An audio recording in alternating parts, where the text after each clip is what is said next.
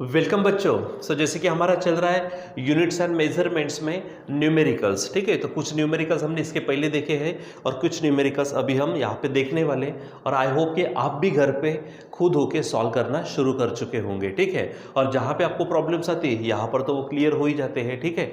चलो देखते हैं, हमारे पास में है यूनिट्स एंड मेजरमेंट्स न्यूमेरिकल्स। बस एक सेकेंड के लिए, क्योंकि मैं मेरा मार्कर भूल चुका हूँ, तो अब भी एक सेकेंड में वापस लाता हूँ, ठीक है। चलो, तो अपने पास मार्कर भी वापस आ चुका है। यहाँ पर देखो, मैं हेडिंग डाल देता हूँ आंसर्स करके, ठीक है। ये हेडिंग हो गई आंसर्स। अब यहाँ पर हमारे पास में है 3 क्वेश्चंस। इन 3 क्वेश्चंस को हमको सॉल्व करना है। जैसे कि आप यहाँ पे देख रहे हैं, बाजू में उसका यहाँ पर आंसर भी लिखा पड़ा है, ठीक है। यहाँ पर और एक यहाँ पर लिखते समय मेरी का क्वेश्चन में लिखते समय, एक्चुअल मेरी नहीं, किताब में ही थोड़ा सा करेक्शन है, तो वो करेक्शन ध्यान दीजिए कि कैलकुलेट द एब्सोल्यूट एरर की जगह पे वहाँ पे कैलकुलेट मीन एब्सोल्यूट एरर चाहिए, ठीक है। मैं पहले से वहाँ पर करेक्शन बता देता हूँ, ताकि आप भी, आपके टेक्स्ट बुक में अगर वही है एब्सोल्यूट एरर, तो उसके जगह पे आप क्या करिएगा, मीन एब्सोल्यूट एरर, ताकि आपको समझने में आसानी हो, ठीक है। तो चलो, हमारे पास है क्वेश्चन नंबर 7। क्या कहा उन्होंने, फाइंड द परसेंटेज एरर। देखो, परसेंटेज एरर निकालना है, लेकिन किसमें, kinetic energy of the body, ठीक है। यानी बॉडी की जो काइनेटिक एनर्जी होती है उसकी परसेंटेज एरर निकालनी है। हैविंग मास, ये ठीक है, इतने ग्राम मास दिया है, मूविंग विथ वेलोसिटी इतने सेंटीमीटर, ठीक है। यानी आपको मास और क्या दिया है उन्होंने, वेलोसिटी दी है, ठीक है। तो हम वहाँ पर चेक करते हैं, ठीक है। ये हमारे पास मेन क्वेश्चन, हमारे पास में कौन सा है, मेन क्वेश्चन 3। उसमें से हम क्वेश्चन नंबर किसको देख रहे हैं, क्वेश्चन 7 को देख रहे हैं, ठीक है। तो चलो, क्या दिया है, गिवन डेटा में लिखना शुरू करो, गिवन डेटा, ठीक है। इसमें लिखेंगे मास दिया उन्होंने, तो मास कितना है हमारे पास में, तो यहाँ से हम क्या कर सकते हैं, मास और उसमें जो एरर है, देखो जो प्लस माइनस में होगा वो एरर होगी, ठीक है। और ये आपका क्या होगा, एक्चुअल रीडिंग होगी, ठीक है। जैसे मैंने लास्ट टाइम में स्क्रू गेज के हिसाब से बताया था, पिच क्या थी, उसके बाद में सर्कुलर डिविजन्स क्या थे, उसके बाद लीस्ट काउंट क्या था, वो लीस्ट काउंट ही हमारा क्या बन जाता, वहाँ पर एरर की जैसा लेते।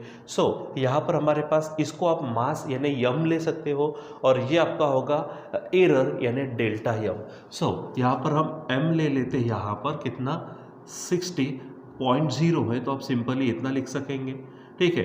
डेल्टा यम यानी एरर आप लिख पाएंगे वहाँ पर 0.3 ग्राम, ठीक है। आप प्लस माइनस हेडिंग डाल सकते हो। उसी प्रकार वेलोसिटी की बात करो, तो वेलोसिटी आपको ये जो वैल्यू है, ये वैल्यू लिखना है 25.0 लिख सकते हैं, नहीं लिखा तो भी चलेगा, सेंटीमीटर पर सेकेंड, ठीक है। और जो 0.1 है वो आपकी क्या होंगी, डेल्टा वी यानी एरर प्लस माइनस 0.1 सेंटीमीटर पर सेकंड, हो गया ऐसा। अब आपको क्या निकालनी है, आपको एरर निकालनी है, वो भी परसेंटेज एरर, और वो भी हमारे काइनेटिक एनर्जी में। तो पहले हम काइनेटिक एनर्जी का फार्मूला लगाते। आपको मालूम हो, kinetic energy is given by क्या फार्मूला है बताइए। मैं सिंपल इसको ई से बता देता हूँ, आप के ई भी लिख सकते हो, ठीक है। तो फार्मूला क्या है, काइनेटिक एनर्जी का फार्मूला है हाफ एम वी स्क्वेयर, ठीक है।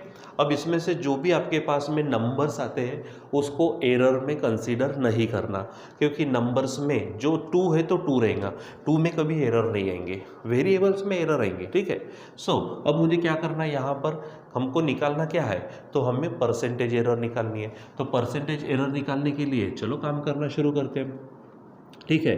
तो क्या बोलेंगे हम, परसेंटेज एरर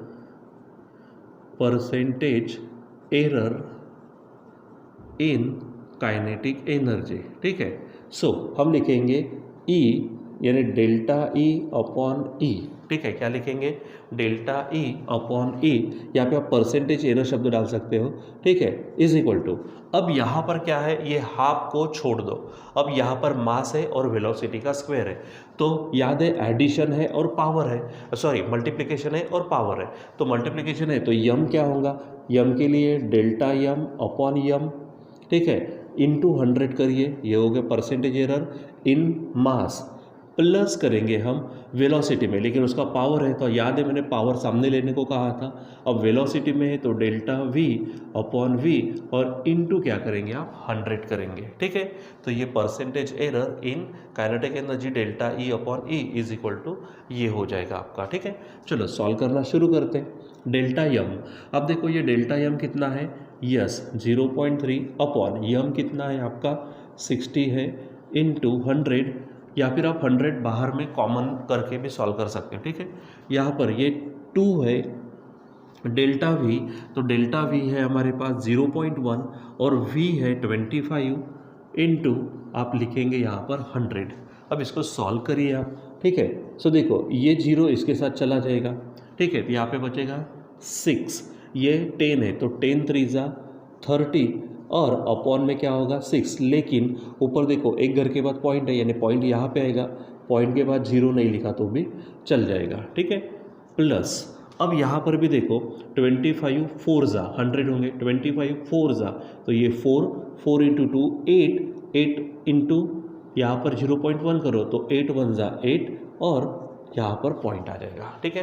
अब इसको आप सॉल्व करना और शुरू करो। सो 3/6 तो आधा है, ठीक है, यानी क्या हो जाएगा 6 0 0 और बचेगा 3 पे 30 तो 6 5 30 प्लस 0.8 और इसीलिए आप फाइनली लिखेंगे डेल्टा ई अपॉन ई यानी percentage error in kinetic energy. तो देखो 8 + 5 ये बनेगा 13 कैरी 1 प्लस 0 0 यानी 1 ही रहेगा और पॉइंट यहाँ पर रहेगा। तो इतने परसेंट आपकी क्या होगी percentage error in kinetic energy. So जो कि हमारा यहाँ आंसर है, ठीक है। बराबर सिस्टमेटिक पद्धति से आप जाइए तो आपको इजीली ये सब चीज़ें मिल जाती है, ठीक। चलो अब हमारे पास है क्वेश्चन नंबर 8, आप उसको समझने की कोशिश करिए। देखो क्या कहा, in Ohm's experiment the values of the unknown resistance were found to be, ठीक है। तो ये आपको 4 यानी कोई रेजिस्टेंस है उसकी अलग अलग रीडिंग ली, क्योंकि हमने कहा था कोई भी जब एक्सपेरिमेंट करेंगे तो आपको क्या होता है number of readings number of observations आपको लेने पड़ते हैं और फिर उसके बाद आप उसका मीन निकालते और अल्टीमेटली आप उसको एरर को निकालने के लिए परसेंटेज एरर तक जाते हो। तो वो सब करते हो तो यहाँ पर वैसा ही दिया है, देखो तो वो अलग अलग रीडिंग्स दी है तो मैं इसको क्या ले लेता हूँ A1 A2 A3 A4 A5, याद है ना इस तरह से, ठीक है। सो लेट क्या बोलेंगे हम यहाँ पर A1 इज इक्वल टू, आप पहली वैल्यू ले लीजिए 6.12 ओहम, सेकंड A2 ले लीजिए 6.09 ओहम, उसके बाद थर्ड वैल्यू ले लीजिए A3 वो है 6.22 ओहम और A4 आप ले सकते हो 6.15 ओहम, ये ले लिया। अब आगे क्या कहा, calculate the mean absolute error, उसके बाद रिलेटिव एरर एंड उसके बाद में percentage error in the measurement, ये उसके आंसर से। तो आपको मालूम है मीन एब्सोल्यूट एरर, यानी आपको अगर मीन एब्सोल्यूट एरर निकालना है डेल्टा ए एम बोलेंगे उसको, तो उसके पहले आपको क्या चाहिए कि आपको सब यानी पहले आपको क्या निकालना पड़ेगा mod of A1 mod of A2 इस तरह से निकालना पड़ेगा और वो निकालने के लिए आपको उसको सबसे पहले ज़रूरत पड़ेगी मीन वैल्यू। तो सबसे पहले हम क्या करेंगे यहाँ पर मीन वैल्यू निकालेंगे, ठीक है। तो चलो मीन वैल्यू AM, मैं सीधा सीधा डायरेक्ट फार्मूला लिखता हूँ, तो AM इज इक्वल टू क्या होगा A1 + A2 + A3 + A4 upon 4 हो जाएगा।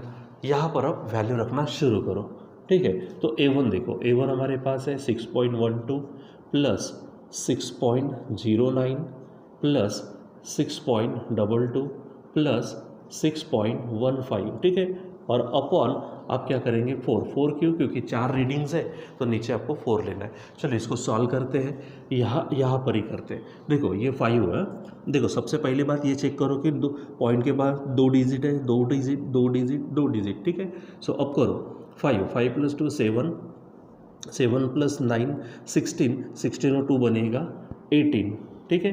कैरी आपका 1 आएगा, ठीक।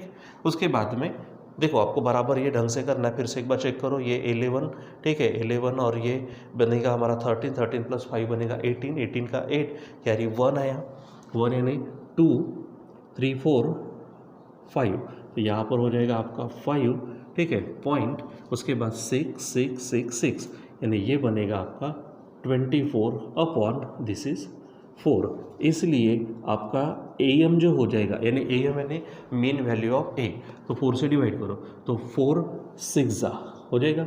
उसके बाद 4 1 जा 4, बचा 1 यानी 18, तो 4 4 जा 16 होगा, बचे 2 यानी 20, तो 4 5 जा, तो इतना मीन रेजिस्टेंस आपका हो जाएगा। ठीक है, अब आपने AM निकाला, अब आपको क्या निकालना है, हर एक इसमें डेल्टा A1 डेल्टा A2 वगैरह ये निकालो आप। ठीक है, तो यह आपके पास में वैसे दो तरीके हैं, हम डायरेक्ट मीन वैल्यू पर चले जाते हैं। ठीक है, तो मीन एब्सोल्यूट एरर क्या बोलेंगे, हेडिंग डालेंगे यहाँ पर अब मीन एब्सोल्यूट एरर, यानी अलग अलग करके दिखाने के एवज में हम डायरेक्ट यहाँ पर कर सकते हैं। सो उसको हम नाम देंगे delta AM is equal to, ध्यान में रखना मॉड ऑफ, तो AM माइनस A1 प्लस दूसरा AM minus A2 plus AM minus A3, फिर से प्लस AM माइनस A4, और अपॉन में आप क्या करेंगे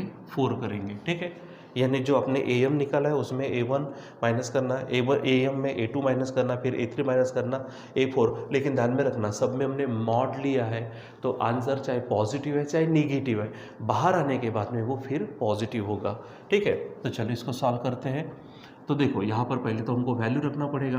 अब AM देखो, आपके पास AM कितना है वो चेक करो पहले।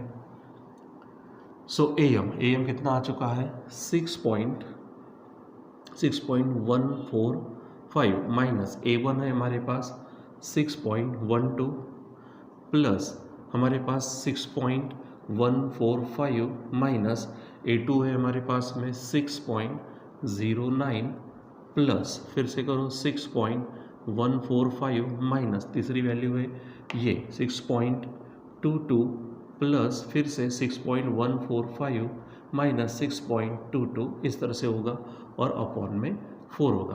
अब बराबर सॉल्व करो, ध्यान में रखना सब्ट्रैक्शन करते समय बड़े नंबर में से छोटा नंबर माइनस करना होता है। अब देखो यहाँ पर ये 6.145 है, इसमें से ये 6 पॉइंट क्या है 12 है, मतलब 0, तो ये नंबर छोटा, तो करो फट से, ये 5 होगा, ये 2 होगा, ये 0, ये 0, यानी आंसर होगा 0.025 प्लस दूसरा कौन सा है, हटाओ इसको, ये है 6.09, इतना है तो 0 ले लो, यानी यहाँ पर क्या होगा, ये 5 4 यानी 14 में से 5 गया, 5 कैरी 1 0 और ये 0, यानी ये होगा 0.055 प्लस। अब यहाँ पर चेक करो तीसरी वैल्यू कौन सी है, देखो ये 6.14 है, ये 6.22 है, मतलब ये वैल्यू बड़ी है, इसको ऊपर लिखेंगे 6.22 को और उस पर आप 0 डाल दो। ठीक है, तो आपके पास आपको मालूम है ये माइनस वाला है, तो ये होगा 5 कैरी 1, तो 2 यानी 12 में से 5 गया 7 कैरी 1 0 और ये आ जाएगा 0, तो आंसर नेगेटिव आएगा, लेकिन मैंने कहा मॉड में है तो आंसर पॉजिटिव लेना है आपको, यानी प्लस 0.075 होगा प्लस। ठीक है, फिर से अब ये वैल्यू है 6.145 है, यानी 145। ठीक है, अच्छा यहाँ पे मैंने एक वैल्यू वही लिखी है रिपीट, ये गलत हो गया मेरा, यहाँ पे 15 चाहिए। ठीक है, तो ये 1 अगर 0 लगाते तो 150 होगा, ये 145, मतलब फिर से 6.15 ये नंबर बड़ा है और 6.145 ये छोटा है, तो इस पर 0 ले लो, तो ये 5 होगा, कैरी 0, ये 0.0, लेकिन आंसर नेगेटिव, लेकिन मॉड में है, बाहर आएगा तो पॉजिटिव होगा, तो 0.005 ये हो जाएगा। ठीक है, और अब हम इसको डिवाइड करेंगे 4 से। ठीक है, तो चलो अब पहले तो सॉल्व कर लेते हैं इसको। देखो सबके पास पॉइंट के बाद 3 डिजिट है, तो एक एक करके करो, 5 5 5 5, 4 बार 5 यानी 20 कैरी 2 2, ये 0 यानी 2, 7 यानी 9 9 प्लस 5 यानी 14 14 प्लस 2 यानी 16 कैरी 1 1 0 0 0 0 यानी 1 ही आएगा, और फिर उसके बाद में 0 और 3 डिजिट के बाद पॉइंट, यानी यहाँ पर होगा। ठीक, अपॉन में 4। चलो तो अब सॉल्व कर लो इसको, इसलिए डेल्टा AM यानी क्या होगा मीन एब्सोल्यूट एरर, तो ये 0 4 0 जा 0, 4 1 जा नहीं आता तो 4 0 जा, फिर 16 तो 4 4 जा और वो 0 को छोड़ दो, यानी आपके पास में ये जो आपकी मीन एब्सोल्यूट एरर आने वाली है वो आएगी आपकी 0.04, ठीक है। तो 0.04 ओहम ये आपकी होगी मीन एब्सोल्यूट एरर। अब आपको क्या चाहिए, सेकंड क्या चाहिए आपको, रिलेटिव एरर, ठीक है। तो रिलेटिव एरर लिखो, रिलेटिव एरर, ठीक है। Relative error is given by, ठीक है। तो क्या बोलेंगे, डेल्टा एम अपॉन एम, ठीक है। रिलेटिव एरर को एक्चुअली आपको मालूम होगा तो उसको हमने डेल्टा एम ऐसा लिखा था, ठीक है। ऐसा लिखते तो बड़ी अच्छी बात है। यानी फार्मूला क्या था, delta M upon simple M, ये फार्मूला होगा। चलो अब इसको सॉल्व कर लो आप। तो डेल्टा एम कितना आ गया 0.04 और एम कितना है, ये यहाँ पर है 6.145, ठीक है।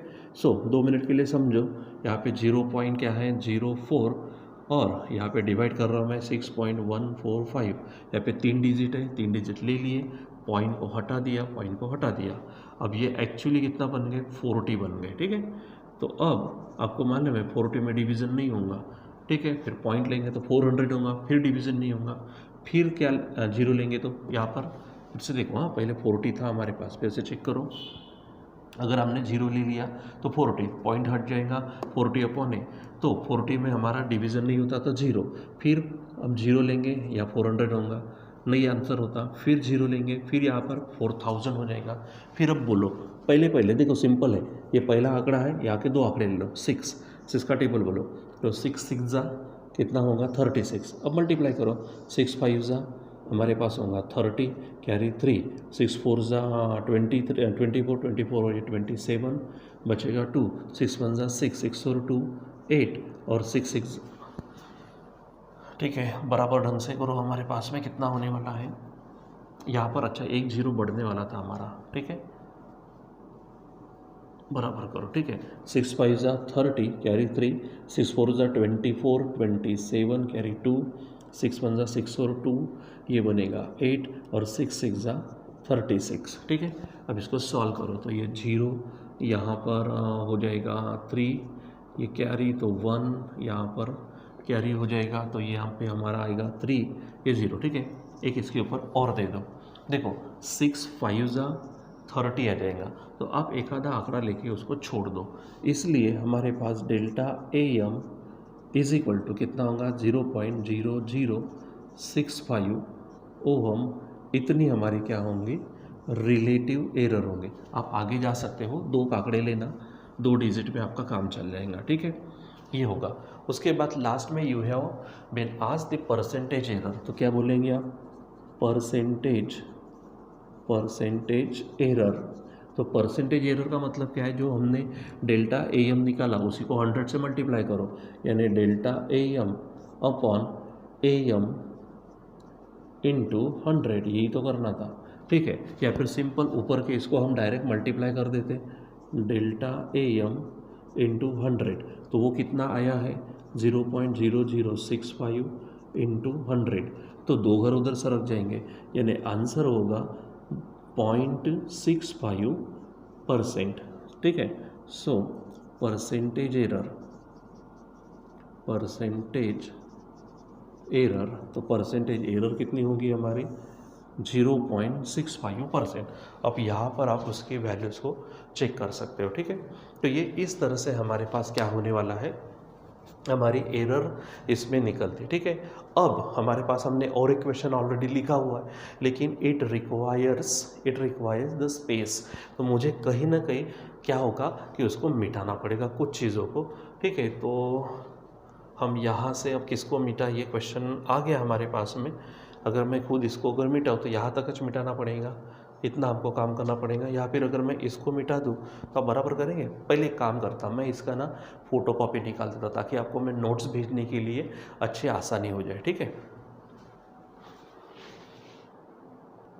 तो चलो हमने यहाँ पर ये चीज़ को निकाल दिया ताकि हम ये क्वेश्चन को पढ़ें। अब हमारे पास है क्वेश्चन नंबर 9। चलो देखो क्या कहा, an object is falling freely under the gravitational force. जैसे अगर मान लीजिए ये मार्कर को मैंने छोड़ दिया तो ग्रेविटी उसको खींचेंगी तो फ्रीली वो क्या होगा, नीचे गिरते जाएगा, ठीक है। Its velocity after travelling a distance h, देखो वेलोसिटी h दी है, is v, sorry velocity v दी है, डिस्टेंस h है, तो हम यहाँ पे लिख देते हैं जो जो पैरामीटर्स उसने दिए है गिवन डेटा में, ठीक है। तो डिस्टेंस कितना है हमारे पास, डिस्टेंस है h, उसके बाद वेलोसिटी है, वेलोसिटी को किससे बताया उसने, v से, और आगे कहा इफ v डिपेंड्स, यानी velocity depends upon the gravitational acceleration g, यानी यहाँ पर आप बोल सकते हो एक्सेलरेशन ड्यू टू ग्रेविटी, यानी g दिया है, ठीक है। एंड ठीक है, एंड क्या कहा, डिस्टेंस, यानी किसके ऊपर डिपेंड करता है, gravitational acceleration g and distance h, ठीक है। Prove with the dimensional analysis v is equal to, यहाँ पर हेडिंग डालते हैं टू प्रूव, ठीक है। हमको जो प्रूव करना है वो क्या प्रूव करना है कि v is equal to K on root of G H, ये हमको प्रूव करना है, लेकिन किससे, डायमेंशनल एनालिसिस। अब आपको क्या होगा कि डायमेंशनल एनालिसिस में जाना पड़ेगा। हमने देखे थे डायमेंशंस का अप्लीकेशन, 3-4 अप्लीकेशन देखे थे, तो उसमें से एक था कि ये आपको रिलेशन निकालना था किसके बीच में, जैसे यहाँ पे 3 क्वांटिटी है, एक v है, g है और h है, और k तो कांस्टेंट है, तो रिलेशन इस्टेब्लिश करना। याद करो, अगर आपको अभी यहाँ पे नहीं ध्यान में आ रहा तो एक काम करना, वीडियो को पॉज कर देना और अपने यहाँ पर, ठीक है, जो आपकी डायरी होंगे, जो आपके नोटबुक होंगे, उसमें जो भी टॉपिक है हमारा इस्टेब्लिश करना रिलेशन को, उसको पहले आप समझो ताकि आपको ये पट से ध्यान में आ जाए, ठीक है। तो चलो हम यहाँ पर लेते हैं लेट, तो यहाँ पर हम शुरुआत करते हैं लेट। तो v इज इक्वल टू समझो के g पावर x और h पावर y, समझो है ऐसा हमारे पास में। अब हम यहाँ पर लेते हैं, k को छोड़ दो, नाउ क्या बोलेंगे, dimensions of v is equal to dimensions of g और उसका power x into dimensions of h और उसका पावर y। अब इसको सॉल्व करना शुरू करो। तो v यानी वेलोसिटी है, वेलोसिटी का फार्मूला है, जो भी फार्मूला उसका यूनिट है मीटर पर सेकंड, यानी यहाँ पे किलोग्राम आया नहीं, मतलब m0 L1 और t-1 होगा, नीचे है तो, ठीक है। अब ये एक्सर्शन ड्यू टू ग्रेविटी, उसका यूनिट है मीटर पर सेकंड स्क्वायर, मतलब मास नहीं है तो ये 0 L1 होगा और t-2 होगा, ठीक है। लेकिन पावर में x है, ये ध्यान में रखो, और यहाँ एच यानी हाइट है, हाइट को मीटर में लेंगे, यानी किलोग्राम का m0 L1 होगा और t भी क्या होगा, 0, ठीक है। अब चलो इसको सॉल्व करते हैं हम, तो यहाँ पर बन जाएगा हमारे पास में m0 L1 t-1। अब इसको थोड़ा डायरेक्ट कर सकते हैं आप, m0 है तो m0 ही ले लो। अब L1 है, 1 इंटू एक्स यानी Lx हो जाएगा, ठीक है। तो यहाँ पर L क्या बनेगा हमारे पास में L पावर x ले लेते हैं, ठीक है। अब यहाँ पर t पावर हमारे पास में -2x हो जाएगा। अच्छा, यहाँ पर हमने y देना था, ठीक है, ये हो जाएगा। फिर इधर में आप m0 होगा, फिर Ly, ठीक है, और t फिर से 0, ठीक। अब इसको ऐड वगैरह करो जो भी आपको करना है। सो m0 L1 t-1, इधर में देखो m0 है तो m0 ही होगा, Lx है और y है तो Lx प्लस y होगा, ठीक है। फिर उसके बाद में हम आगे बढ़ते हैं, सो t -2x प्लस 0 तो -2x होगा, ठीक है। अब कंपेयर करो, तो कंपेयर करेंगे तो आपको क्या मिलेगा, x प्लस वाई, देखो ये 0 वाला छोड़ दो, x plus Y is equal to 1, x plus Y is equal to 1 होगा, ठीक है। एंड इधर देखो ये -1 है, t का पावर -1, t का पावर -2x, ठीक है। इसीलिए ये माइनस माइनस कटेगा और x इज इक्वल टू 2 नीचे आएगा तो 1/2, यानी x की वैल्यू क्या बनी आपकी 1/2।